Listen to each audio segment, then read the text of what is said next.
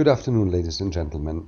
My name is Lowitzsch. I'm Professor for Comparative Law and Legal Policy at European University Viadrina in Frankfurt Oder and Director of the Kelso Institute Europe in Berlin. I'm reporting on two Horizon projects today, that is supporting consumer ownership in renewable energies, SCORE, a CSA action that came to an end in 2022, which I coordinated, and Wind in My Backyard, WIMBY, a Horizon Europe project that we have just started roughly a year ago, which focuses on acceptance on wind energy. I would like to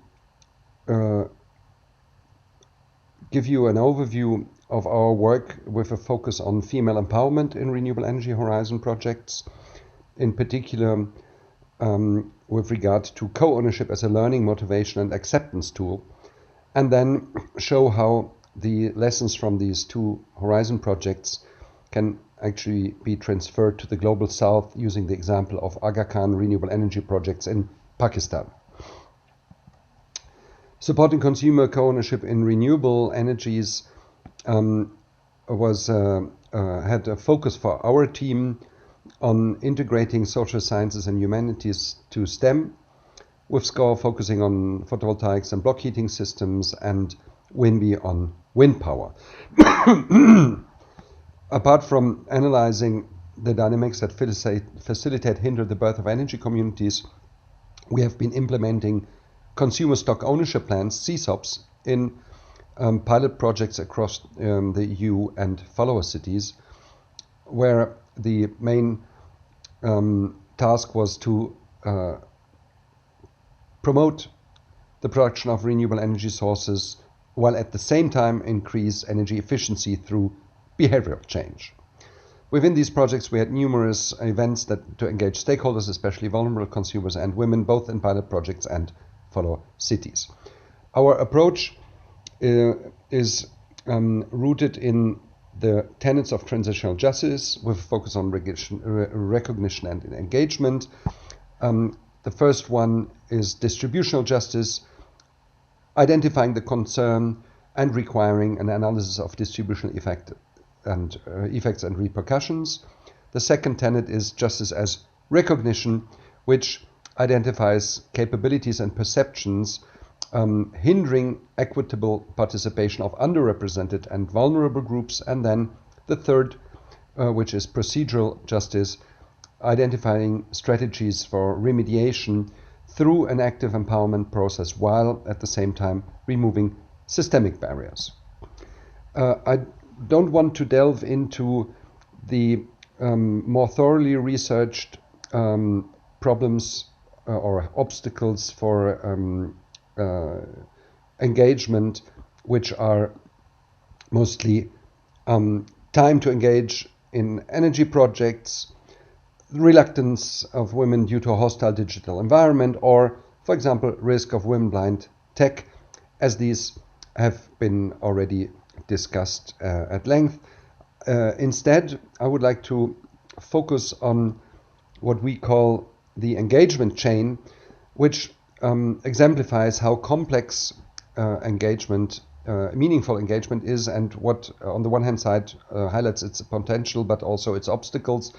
As a point of departure, we estimate that actually the vast majority of citizens is not engaged, apart from roughly 15% of early adopters, enthusiasts, and pioneers. We estimate that around 80% of the population is passive, of which, depending on the EU member state, 10 to 25 can be considered energy poor, which of course puts an additional strain on engagement. The concept of the engagement chain shows that engagement has many facets, or many layers if you wish so, which are all interlinked. It starts with the question of awareness. So there's no opportunity if you're not aware of it. Then even if you know about the opportunity but don't understand it, you can't take part in it. Next layer would be, although you understand and know about the opportunity, you mistrust market actors, which, as a flip side, next layer, could also be a mistrust in yourself as a result of a lack of experience. And then, of course, next layer, even if you decide and wish to engage, you may lack sufficient time or know-how. And finally, which is typically the one that is mentioned first, there may be a lack of access to financing to effectively engage, which, last layer, is further complicated by what we call the welfare state dilemma. That is, for people who receive means-tested social transfers, benefits of such projects may be set off with these transfers, creating a disincentive for engagement. Without going into any details, the point here is to show that these layers are interlinked with each other, and that engagement is hindered already if only in one place this chain is broken. A few words about how renewable energy co-ownership contributes to mitigating energy poverty. So at the heart of this concept is, of course, the prosumer. So when citizens acquire co-ownership in renewables and have the choice between self-consumption and sale to third parties, we consider that fully fledged prosumership, which as a learning tool increases knowledge about energy efficiency, which in turn contributes to reduce the energy consumption, which again enables these prosumers then, as they consume less themselves, to sell more to third parties, both of which contribute to increasing household income.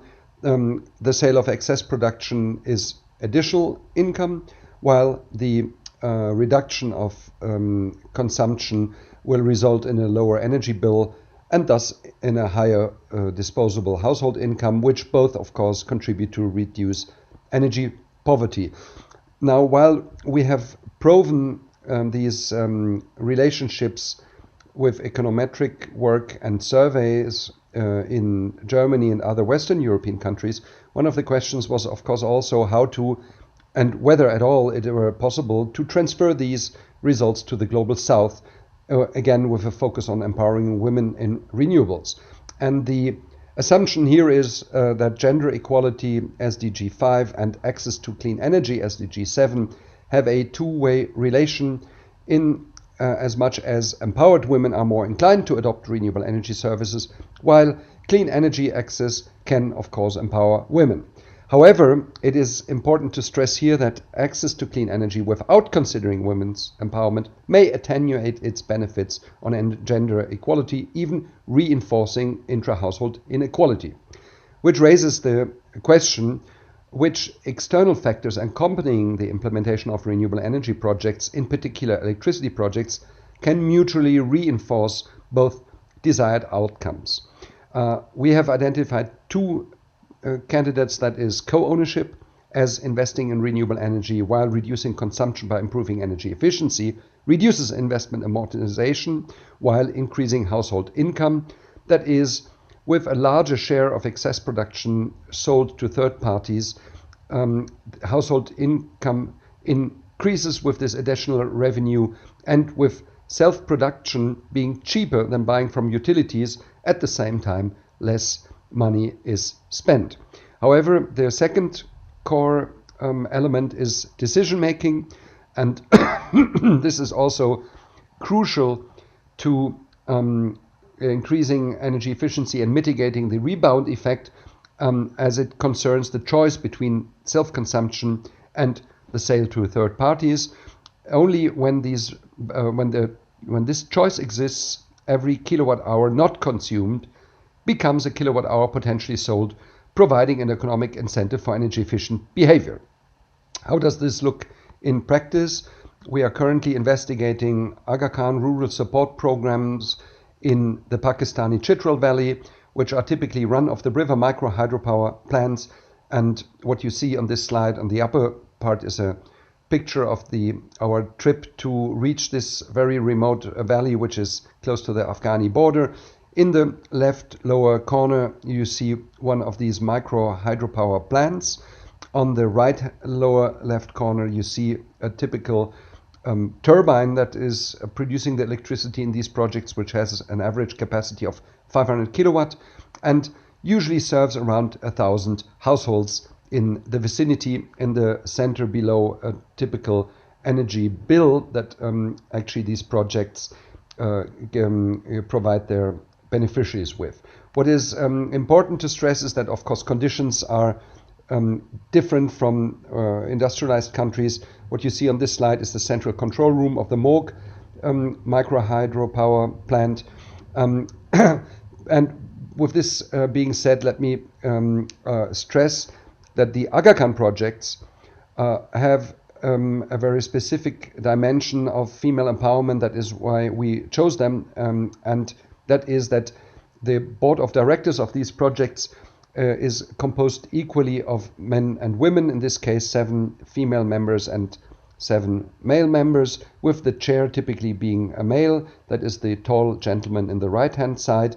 And this idea of not only involving women but having them on the decision-making boards goes back to Imam Sultan Muhammad Shah Aga Khan III in 1969, whom I am citing here, quote, "I am trying to guide our young women's lives into entirely new channels. I want to see them able to earn their living in trades and professions so that they are not economically dependent on marriage." With this as a background, let's take a quick look at the typical structure of these projects. We call them assisted consumer stock ownership plans because the involved households are usually so utterly poor that they would not be able, even if a bank loan is involved, to finance the investment. So what normally is happening is that roughly 1,000 households, which are serviced by a 500 kilowatt run of the river micro hydropower plant, contribute around 100,000 euros in initial equity of an overall 1 million project, which is financed 50% by a bank loan.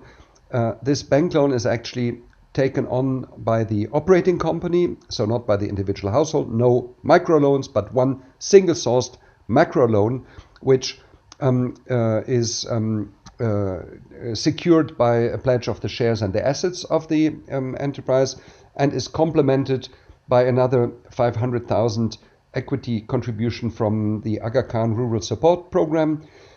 Households acquire 2 shares, as I mentioned, one for the female head of the household and one for the male head of the household. These shares have a face value of 50 euros. The shareholders, of course, also elect the board of directors. What is important to mention is, however, that the households contribute their shares by in-kind contribution through work in construction and maintenance of the projects, which then supply both the individual households as domestic consumers and local businesses, micro enterprises and small enterprises as non-domestic users at a fixed tariff, which is set typically at 5 rupees per kilowatt hour for the domestic household users, and twice as much, that is 10 rupees, for the non-domestic users. The monthly payments for the energy then go to the operating company, which also finances and implements the microgrid that serves these households. And the board of directors usually decides unanimously on the mentioned electricity tariffs, which is important as the higher tariff for the non-domestic users and the revenues from the excess production sold to these non-domestic users are a main source of repaying the bank loan that financed 50% of the investment. On average, after 10 years, the bank loan is repaid and the Aga Khan Rural Support Program transfers the remaining 400,000 of equity to consumer shareholders after this period, remaining a passive anchor shareholder in the projects. In this way, the households themselves have a strong incentive to consume less, because the more they sell to these enterprise customers, the higher the revenue to the operating company is and the lower the period of amortization. And as mentioned, all shareholders, especially the female shareholders, are involved directly in decision making, both at the shareholder level and at the board of directors, which is quite remarkable in comparison to other projects that typically pursue what I call the social enterprise model, where the donor organization retains ownership of the assets or the operating company and usually does not involve the beneficiaries in decision making. With that, I would like to close and only remark that you find further information on our website and also, of course, links to open access publications that we have made in this context. And thank you for your attention.